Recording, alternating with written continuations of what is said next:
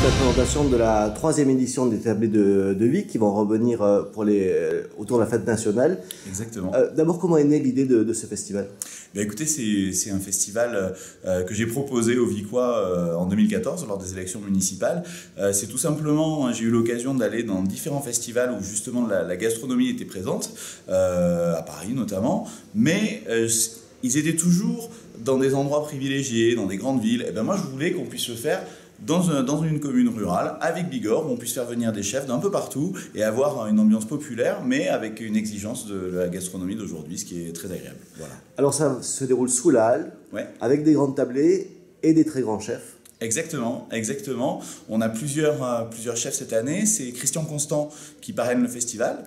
Donc voilà, donc un chef charismatique, sympathique, du Sud-Ouest, et qui vient avec une grande partie de ses disciples. Et le premier soir, notamment le 13 juillet, puisque le festival aura lieu 13, 14 et 15 juillet, il vient avec une partie des chefs qu'il a formés, dont par exemple Pierre Roger à Béziers, qui a gagné Top Chef. Voilà, donc des gens qui viennent à Vic pour le festival. Alors il y aura une grande mixité parce qu'il y a ces très grands chefs réputés, certains médiatiques, d'autres qui viennent des émissions comme Top Chef, des émissions culinaires, donc ils sont aussi connus par le grand public, et pas forcément formés à la grande gastronomie. Et puis il y aura aussi les chefs locaux et régionaux. Exactement, on essaie de faire un mix à chaque fois. Pour chaque soir, il y aura 6 portions, 4 faites par des chefs. Alors ce sont des chefs qui viennent de Toulouse, du Pays Basque, de Paris, des chefs locaux.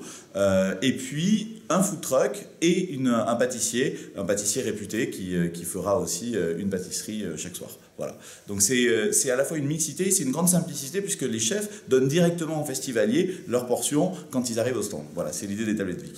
Et puis ils sont aussi dans un petit spectacle puisqu'ils vont présenter leur création en direct. Exactement, donc il y a aussi une scène dans laquelle ils cuisinent tour à tour les plats que les festivaliers peuvent déguster par la suite et qui est retransmis sur un écran. Donc en fait on voit comment ils font concrètement le plat que l'on peut déguster en même temps pendant ces soirées.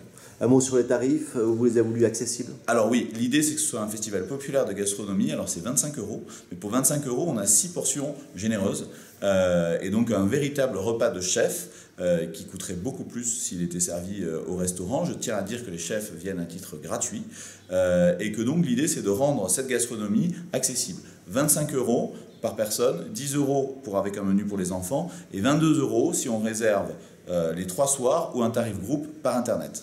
Justement, l'une des nouveautés de cette année, c'est ce menu enfant qui a un peu évolué puisque vous avez voulu l'adapter déjà à l'appétit des petits.